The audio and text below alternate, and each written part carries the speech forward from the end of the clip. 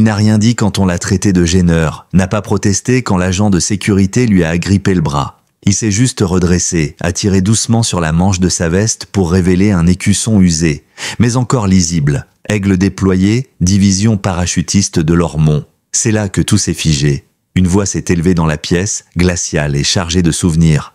Où avez-vous eu ça? Ce n'était pas une question. C'était une réminiscence. Si vous pensez que certaines histoires méritent d'être préservées, abonnez-vous et commentez honneur ci-dessous. Les portes automatiques du musée se refermèrent derrière lui dans un souffle d'air. Gabriel Mercier se tenait là, à peine entré dans le hall d'accueil, secouant la morsure du froid. Il portait une chemise en flanelle bien repassée, un jean épais, et par-dessus une vieille veste de terrain brune, du genre qu'on ne fabrique plus, râpée à l'épaule avec un écusson de la 78e division aéroportée à peine visible, brodé sur le tissu effiloché. Il ne marchait pas vite, pas de téléphone, pas de sac, juste une canne qui claquait légèrement sur le sol à chaque pas. Il salua poliment l'agent d'accueil, un adolescent à peine plus âgé que ses petits-enfants l'auraient été, puis se dirigea sans mot dire vers le couloir des expositions. « Excusez-moi, monsieur », lança le garçon derrière le comptoir. Gabriel se retourna calmement. « Nous utilisons un système de réservation à l'avance maintenant. Avez-vous un billet ?»«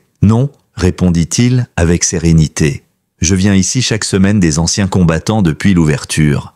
Je voulais juste m'asseoir un peu en silence. » Le jeune homme hésita, pianota sur sa tablette. Une collègue s'approcha, lui souffla quelque chose trop bas pour être entendu, mais son expression suffisait. Encore ce vieux monsieur, il vient traîner. Gabriel s'avança jusqu'au fond du hall d'honneur, là où un long banc en bois faisait face au mur commémoratif.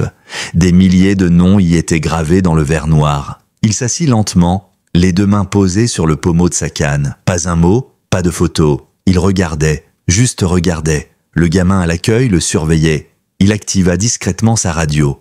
Quelques instants plus tard, un agent de sécurité apparut, droit comme un piquet, mâchoire serrée, comme s'il s'apprêtait à livrer bataille.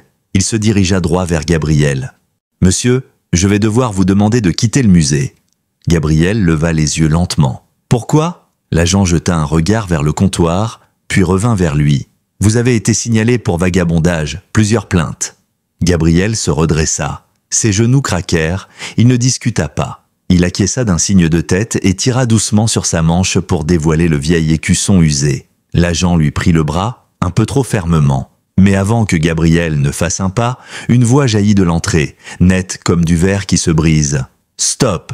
L'agent se figea, Gabriel se retourna. Dans l'encadrement se tenait un homme en tenue de cérémonie complète. Médaille sur la poitrine, épaules carrées, un signe argenté sur le col, un général. Il ne dit rien d'autre, il regardait l'écusson sur la manche de Gabriel comme s'il venait de voir un fantôme. La plupart du temps, Gabriel Mercier traversait la vie comme un élément de décor. À 76 ans, il n'était pas fragile, pas encore, mais son quotidien s'était tassé, devenu rituel. Réveil à l'aube, café noir dans une vieille cafetière cabossée qu'il utilisait depuis 3 décennies. Puis une marche lente le long de l'avenue Montbrun jusqu'au square municipal. Il aimait le banc sous les ormes, surtout celui en face de la statue du soldat inconnu, sans plaque ni nom. Un soldat regardant derrière lui. Gabriel ne portait jamais ses médailles, ne parlait du Congo ou du Moyen-Orient que si on lui posait la question. Et plus personne ne posait de questions. À la brasserie du coin, la serveuse Élise lui apportait toujours la même chose. Œufs brouillés, pain grillé, pas de sel. Elle ne l'appelait pas « monsieur », juste Gabriel, ce qui lui plaisait. Cela voulait dire qu'elle le voyait encore. Chez lui, les murs étaient nus, sans écran, seulement des livres, une radio et une boîte au fond du placard qu'il n'ouvrait presque jamais. À l'intérieur, une étoile de bronze, quelques photos de son unité et une lettre jamais envoyée, adressée à un camarade qui n'était pas rentré. De temps en temps, Gabriel ressortait une vieille photo, 3 jeunes types sur un sentier boueux, chemise ouverte, bras autour des épaules, sourire large comme le monde. L'un d'eux s'appelait Julien Garnier. L'autre, c'était lui. Ils avaient traversé l'enfer ensemble. Mais seul Gabriel était revenu. Pendant des années, il avait gardé contact avec la famille de Julien, des cartes, des visites, puis les choses s'étaient estompées. Les adresses changent, le silence s'installe. Pourtant, chaque année, Gabriel revenait au musée. Pas pour les discours, pas pour les drapeaux, juste pour s'asseoir et se souvenir. Cette fois, personne ne l'avait reconnu, peut-être ne l'avait-il jamais fait. Il ne portait pas d'uniforme. ne parlait pas fort, juste un vieil homme dans une veste trop chaude pour la saison. Et dans ce lieu, construit pour se souvenir, on avait tenté de l'effacer. Mais quelqu'un d'autre s'en souvenait, quelqu'un qui l'attendait depuis longtemps. Et cet homme portait des étoiles sur les épaules. Le jeune agent de sécurité laissa retomber sa main. Gabriel tourna lentement la tête vers l'homme qui venait d'entrer. Il était grand, droit comme une colonne, les tempes grisonnantes, le regard fixe sur la manche de Gabriel comme si elle contenait une vérité qu'il avait cherchée toute sa vie. Le général s'avança d'un pas. Il ignora complètement le personnel du musée. « Vous êtes bien Gabriel Mercier, n'est-ce pas ?» demanda-t-il. Gabriel plissa les yeux. La voix lui semblait familière, mais les années avaient recouvert les visages. « C'est bien moi ?» répondit-il prudemment. « Et vous ? Vous êtes ?» Le général esquissa un sourire, à mi-chemin entre la salutation militaire et l'émotion contenue. « Antoine Garnier. Mon père était le capitaine Julien Garnier. » Un éclair traversa les yeux de Gabriel. Il revoyait cette vieille photo, un petit garçon dans les bras d'un homme qu'il avait sorti d'un abri effondré sous le feu ennemi. Sa voix se fit plus douce. « Vous êtes son fils. » Antoine hocha la tête. Mon père racontait toujours l'histoire d'un mécanicien à la jambe blessée qu'il avait porté sur près d'1 kilomètre sous les balles. Il disait qu'il devait sa vie à un homme qui n'attendait jamais les ordres. Il agissait. Gabriel eut un petit rire étouffé. Il exagérait toujours un peu. Non, répondit Antoine avec calme. Il n'a jamais exagéré. Autour d'eux, le hall s'était figé. Même le jeune agent d'accueil retenait son souffle, le regard posé sur la scène, comme s'il assistait à quelque chose d'ancien et de précieux. Antoine se tourna vers le vigile, encore debout, incertain. Vous avez posé la main sur un homme dont l'écusson date d'avant votre naissance. Vous devriez réfléchir à la façon dont vous traitez ceux qui sont venus avant vous. L'agent balbutia un « Pardon, monsieur », sans qu'on sache vraiment à qui il s'adressait. Gabriel, lui, leva la main avec indulgence. « Laissez-le, il ne savait pas. » Antoine tourna lentement la tête. Et c'est bien là le problème. Trop de gens ne savent plus. Puis, il ajouta doucement. Venez, j'ai quelque chose à vous montrer. Gabriel hésita un instant, puis acquiesça. Les deux hommes avancèrent côte à côte dans le couloir de l'honneur. Cette fois, personne ne les arrêta. Personne n'osa. En passant devant le banc, où Gabriel avait tenté de s'asseoir plus tôt, le général s'arrêta. Il désigna le mur de verre où les noms étaient gravés. Vous avez plus votre place ici que n'importe quelle plaque que nous ayons jamais posée. Gabriel ne répondit pas. Mais pour la première fois de la journée, un sourire léger vint effleurer ses lèvres. Ce soir-là, le bureau du musée passa plus de coups de téléphone qu'au cours des 2 derniers mois. Le général avait contacté la directrice en personne. Courtois mais ferme.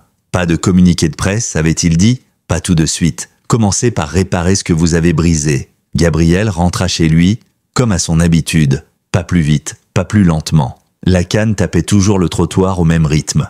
Mais quelque chose avait changé. Les gens le voyaient. Devant la brasserie, Élise leva la main sans attendre. « À demain, Gabriel. Ton assiette t'attendra ?» Il hocha simplement la tête avec une lueur dans les yeux. Chez lui, il alluma sa vieille lampe et s'installa près de la fenêtre. Il n'avait pas eu de visite depuis des semaines. Et pourtant, ce soir-là, on frappa doucement à sa porte. 2 petits coups. Il ouvrit. Un jeune homme en sweat, délavé, tenant un vieux bout de journal jauni. « Est-ce que vous êtes bien, Gabriel Mercier? Celui dont on parle ici ?» Gabriel fronça les sourcils. « Quel article ?» Le jeune lui tendit la coupure. Une photo de 1973. Gabriel, plus jeune, couvert de poussière, debout à côté d'un blindé. Le titre, un mécanicien sauve 6 hommes dans un tunnel effondré. Décoré pour bravoure. Le garçon reprit. « Je l'ai trouvé dans les affaires de mon grand-père. Il disait que vous aviez réparé un moteur sous le feu. Que vous les aviez tous ramenés. C'était bien votre unité, non ?» Gabriel passa lentement un doigt sur la photo. « Oui, je suppose que c'était nous. » Le garçon hocha la tête. « Merci, monsieur. » Il ne resta pas. Il se retourna et repartit comme il était venu. Gabriel referma la porte doucement derrière lui. Le lendemain matin, un petit panneau manuscrit apparut devant le musée. « À l'attention du sergent Mercier, nous vous présentons nos excuses. Votre place est réservée. » Et sur le banc où on l'avait écarté la veille, une carte pliée reposait sous la lumière dorée du matin. Sur la couverture, « Bienvenue chez vous », à l'intérieur, 2 mots seulement, tracés à la main. Nous nous souvenons. Et tout à coup, Gabriel Mercier n'était plus juste un nom dans un vieux dossier. Il était un homme qu'on avait vu, qu'on ne pouvait plus ignorer. Le musée n'organisa aucune grande cérémonie. Pas de caméra, Pas de discours, mais le lundi suivant, une lettre pliée arriva dans la boîte de Gabriel. Papier épais, enveloppe manuscrite. En haut à gauche, le nom de la directrice, Solène Lamoureux, Musée du patrimoine des anciens. À l'intérieur, une page unique. Monsieur Mercier, nous avons failli à notre devoir, non seulement à reconnaître votre service, mais aussi votre simple présence. Notre personnel a agi sans savoir et sans respect. C'est notre responsabilité de réparer cela. Vous êtes désormais le bienvenu ici à tout moment, sans billet. Nous souhaiterions organiser un petit moment en votre honneur, pas pour une cérémonie. Juste pour vous dire, nous nous souvenons. Avec respect, Solène Lamoureux. Gabriel resta longtemps à regarder cette lettre, puis il la replia soigneusement et la rangea dans le tiroir supérieur de son bureau. Pas de soupir, pas de sourire, juste un hochement de tête, comme s'il attendait depuis longtemps que quelqu'un comprenne enfin. Ce vendredi-là, le général revint. Pas en uniforme cette fois, juste une veste propre et cette présence calme qu'ont ceux qui n'ont plus rien à prouver. Il rejoignit Gabriel pour un café au comptoir de la brasserie. Ils parlaient comme deux vieux amis, même s'ils ne l'étaient pas vraiment. « J'ai fait des recherches », dit le général. Le nom qui revenait dans les lettres de mon père, c'était Caporal Éloi. Il racontait que ce soldat avait tenu une poutre de fortune pendant que vous bossiez sur les cieux sous un feu nourri. Il disait que sans lui, ce tunnel se serait refermé sur eux tous. Gabriel tourna lentement sa cuillère dans la tasse. Éloi était courageux. Moi, je n'étais que le gars avec la clé de 12.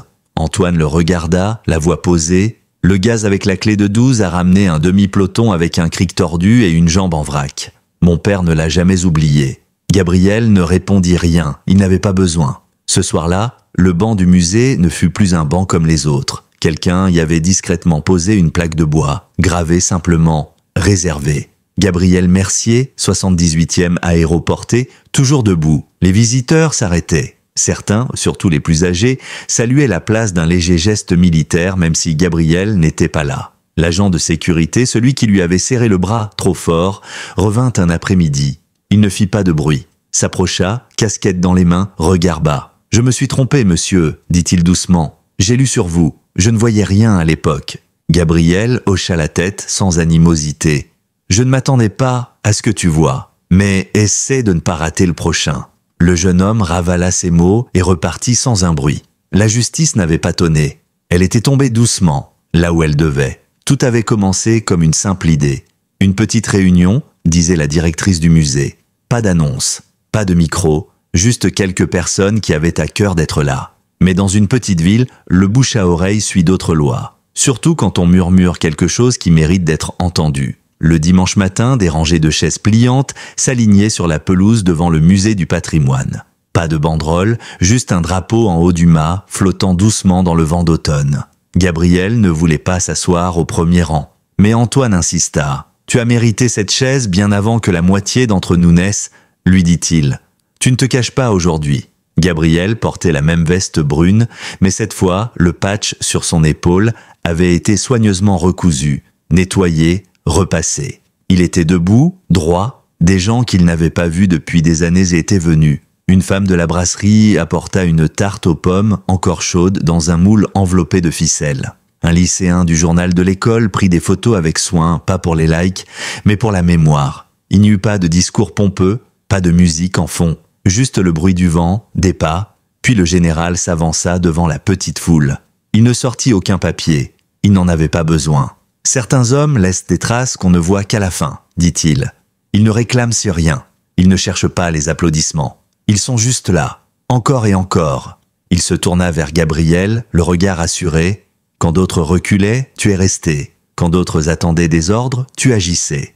Et quand cette ville a oublié, tu es revenu quand même. » Puis il sortit de sa poche un petit coffret en cuir bleu nuit, usé au coin. À l'intérieur, une médaille de service gravée de ces mots, pour une bravoure silencieuse qui résonne encore. Gabriel se leva, doucement, les genoux grinçants, et prit la médaille des deux mains.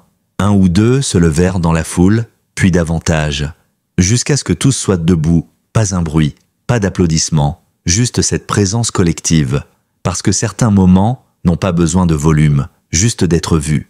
La semaine suivante, le banc du musée ne resta plus jamais vide très longtemps. Parfois, Gabriel s'y asseyait, un café à la main. D'autres fois, un étudiant prenait des notes pour un devoir. Une femme y déposa un jour des fleurs blanches dans un bocal en verre. Pas de nom, pas de mots. À la brasserie, on ne lui faisait plus l'addition, sans cérémonie. Élise servait, posait le café, l'assiette et hochait la tête. « Tu as toujours été bon avec nous ?» dit-elle un jour. « On avait juste oublié de te le dire. » Gabriel acquiesça, calme. « C'est bon, vous le dites maintenant. » Plus tard ce mois-là, Gabriel fut invité à parler au lycée pour la cérémonie du jour des anciens. Il refusa d'abord. Il disait qu'il n'était pas fait pour les discours. Mais la directrice lui envoya une lettre manuscrite, signée par 20 élèves. « On ne veut pas un héros, on veut quelqu'un de vrai. » Cette phrase resta avec lui. Ce vendredi matin-là, il se tint derrière le pupitre face à 300 élèves et enseignants. Pas de diapo, pas de micro défaillant, juste lui, avec une feuille pliée qu'il ne lut jamais. « On m'a donné plusieurs noms dans ma vie, dit-il. Mécano, sergent, Marie ou gêneur. » Il laissa le mot résonner. « Mais les noms, ça compte moins que le fait d'être là. J'ai juste continué d'être là, même quand plus personne ne regardait. » Un silence s'installa. Je n'ai jamais eu besoin d'applaudissements. Je voulais juste savoir si ce que j'avais donné avait eu un sens. Il scruta la salle. Des jeunes le fixaient, certains plus émus qu'ils ne l'avaient prévu. Si quelqu'un dans votre vie se montre là pour vous, chaque jour, sans rien attendre, remarquez-le. C'est ça aussi le service. Quand il termina, personne ne se leva, personne n'applaudit trop vite. Ils écoutaient encore, et c'était exactement ce que Gabriel voulait. Pas être fêté, juste être vu. L'hiver approchait quand la lumière du porche de Gabriel cessa de griller. Il remplaça l'ampoule lui-même, perché sur le deuxième barreau d'un vieux tabouret en bois, râlant contre le froid et les fils mal isolés. Mais depuis ce jour, elle resta allumée chaque nuit. Pas parce qu'il attendait quelqu'un, mais parce que les gens avaient commencé à venir. Élise, de la brasserie, apportait une tarte chaque semaine. La directrice du musée passait avec des étudiants qui voulaient savoir ce que l'humidité de la jungle faisait à une chemise. Même le jeune agent revint un soir, cette fois avec son père, un ancien infirmier de l'armée de l'air, qui serra la main de Gabriel comme un geste sacré. Ils ne parlèrent pas longtemps. Ils n'avaient pas besoin. Sur l'étagère du salon, la médaille offerte par le général. À côté, la photo des 3 soldats sur ce chemin lointain. Gabriel y avait collé un petit mot, encore là, toujours reconnaissant. Ce soir-là, alors que la neige commençait à recouvrir les trottoirs, Gabriel s'installa sur son porche, col relevé, tasse chaude entre les mains, lumière allumée au-dessus comme un petit drapeau tranquille. De l'autre côté de la rue, un gamin en vélo s'arrêta net. Il leva la main. « Bonjour, monsieur Gabriel, ma prof nous a lu ton histoire en classe. » Gabriel fit un petit geste en retour. Le garçon ajouta « Elle a dit que t'étais pas comme les autres anciens combattants, mais que tu comptais quand même. » Gabriel sourit. « Elle est futée, ta prof. » Le garçon acquiesça puis s'élança à toute vitesse dans la nuit, pneus crissant sur le bitume. Gabriel s'adossa à sa chaise. Le bois grinça sous lui, mais il tint bon, comme lui, depuis toujours. Et pour la première fois depuis bien longtemps, il ne se sentit ni de trop, ni oublié. Il se sentit chez lui. Si vous pensez que la dignité silencieuse mérite encore sa place dans ce monde, abonnez-vous et commentez honneur ci-dessous pour que ces histoires continuent d'exister.